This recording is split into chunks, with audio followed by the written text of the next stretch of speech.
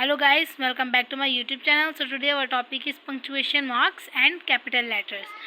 Punctuation marks कहते हैं रमूज़ औकाफ को और capital letters बड़े हरूफ. So first हम punctuation marks की definition देखते हैं. Punctuation marks are the signs. Punctuation marks वो इलामात होती हैं that show pauses, जो बताती हैं कि आपने सेंटेंस में कहाँ पे पॉज रखना है, एंड स्टॉप कहाँ पे रुकना है, एंड टू डिवाइड और उनको कहाँ पे आपने तकसीम करना है, सेपरेट सेंटेंसेस मुख्तलिफ जुमलों को, और पार्ट ऑफ सेंटेंसेस या फिर जुमले के हिस्सों को. थस आर रिटन मैसेज, जिसकी वजह से एक लिखा हुआ जुमला या एक लिखा हुआ message is easy to understand, आपके लिए समझना आसान हो जाता है.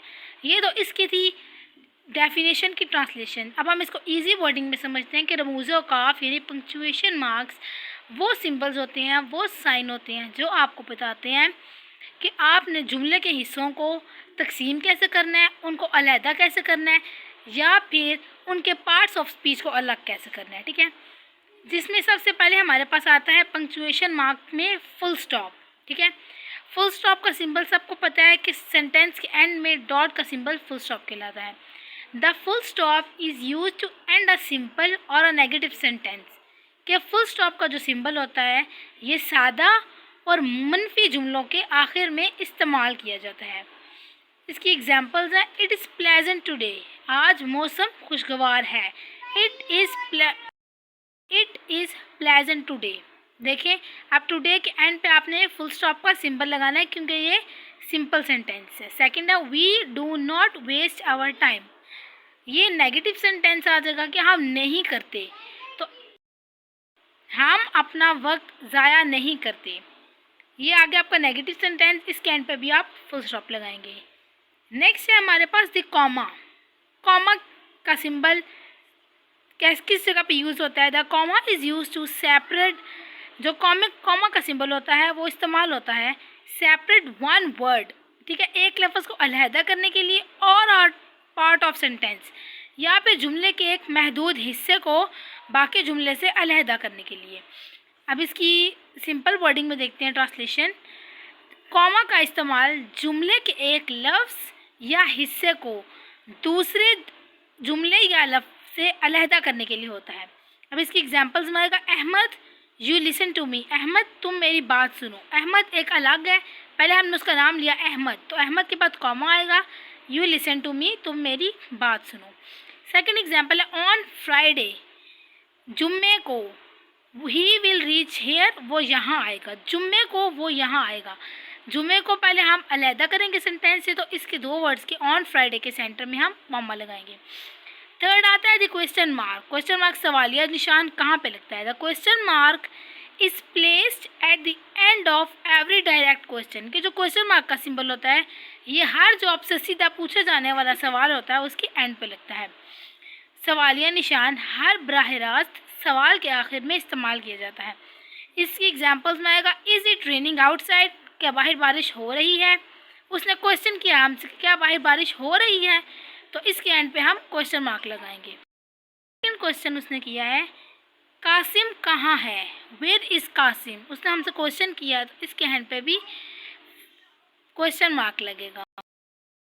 नेक्स्ट है the inverted commas. Inverted commas कहते हैं उल्टा कॉमा, यानी जो आपने पहले ऊपर कॉमा देखा है वो सीधा है. इन्वर्टेड कॉमास कहते हैं उल्टे कॉमे को. द इन्वर्टेड कॉमास, पहले इसकी डेफिनेशन देखते हैं. The inverted commas are use to enclose the actual statement. ये किसी भी शख्स की ने जो बात की होती है उसके असल मफहूम को बयान करता है, यानी कि उसके उन वर्ड्स को हम लोग एज इट इज़ जिस वर्ड को लिखना होता है. यानी अगर एक बंदे ने आपको बोला है he says I am sick, कि उसने बोला है मैं बीमार हूँ, उसने बात की आई एम सिक, मैं बीमार हूँ, आपने उसकी बात एज इट इज़ लिखनी है, तो आप उसको इन्वर्टेड कॉमास में लिखेंगे. ठीक है, the inverted commas are use to enclose the actual statement और to describe the name of a poem और टाइटल ऑफ ऐसे इन अ सेंटेंस. यानी कि इन्वर्टेड कॉमा का इस्तेमाल किसी के असल बयान को महफूज करने, किसी जुमले में या किसी नज़म का नाम लिखने के उन्वान में इस्तेमाल होता है. जैसे he says I am sick, उसने कहा मैं बीमार हूँ, उसने बोला मैं बीमार हूँ, आपने उसका एज इट इज़ आगे बताना है कि वो कह रहे हैं मैं बीमार हूँ, तो आपने एज आई एम सिक को इन्वर्टेड कॉमास में लिखना है। नेक्स्ट है he is reading a poem the moon, वो नज़म चांद पढ़ रहा है। अब वो नज़म कौन सी पढ़ रहा है? चांद। चांद एक स्पेसिफिक नेम है जिसको आपने एज इट इज़ बताना है कि वो चांद वाली की नज़म पढ़ रहा है, तो आपने द मून को इन्वर्टेड कॉमास में लिखना है। नेक्स्ट है the use of capital letters, के बड़े हरूफ का इस्तेमाल हम लोग कहाँ करते हैं? बड़े हरूफ के इस्तेमाल के सिलसिले में मुंदरजा झील बातें हमेशा याद रखनी चाहिए। इसकी एग्जांपल्स में क्या है कि हर जुमले का जो पहला हर्फ होता है वो बड़ा होता है। जैसे ही इज़ माई ब्रदर, वो मेरा भाई है, ही का एच जो है वो हम बड़ा लिखेंगे। पाकिस्तान हमारा मुल्क है, पाकिस्तान का पी हम हमेशा कैपिटल लिखेंगे। हर सेंटेंस का फर्स्ट लेटर कैपिटल होता है, ठीक है। जैसे अब प्रोनाउन, प्रोनाउन हमारा होता है इसमें ज़मीर, अगर इसमें आई आ जाए, जहाँ भी आई सेंटर में आ जाए, चाहे वो फ़िक्रे के शुरू में हो या फ़िक्रे के एंड में हो, तो उसे हमेशा बड़े हर्फ के तौर पे लिखेंगे। जिसकी एग्जांपल है आई एम आ मुस्लिम, मैं एक मुसलमान हूँ। यहाँ पे आई आ गया, आई पहले सेंटेंस में आई स्टार्ट में है तो भी हमने आई बड़ा लिखा है।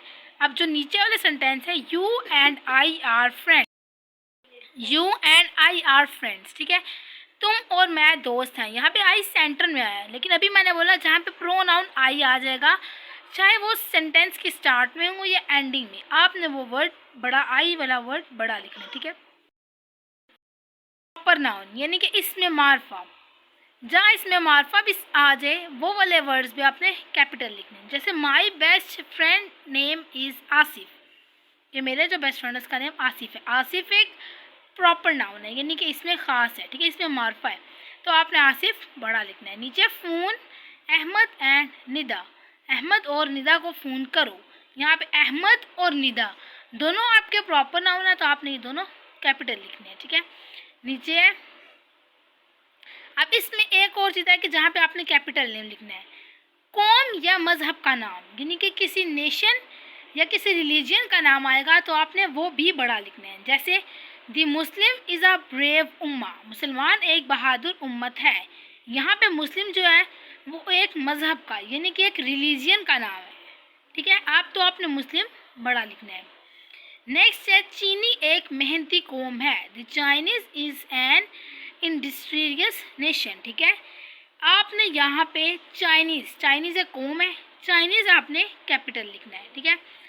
इसके अलावा शहरों, मुल्कों, पहाड़ों, समुद्रों, अखबारों या मजहबी किताबों के जहाँ पे नाम आएंगे वो भी आपने बड़े ही लिखने हैं। जिसकी एग्जांपल्स आएंगे, सबसे पहले रिसाइट दी होली कुरान, कुरान पाक की तिलावत करो। कुरान पाक ये आपकी एक किताब का नाम है, एक रिलीजियस बुक का नाम है, ठीक है, तो आपने इसको बड़ा लिखना है। फिर नीचे नेशन का नाम आ जाएगा, नेशन के नेम में मुझे पाकिस्तान से मोहब्बत है, आई लव पाकिस्तान, पाकिस्तान आपने कैपिटल लिखना है।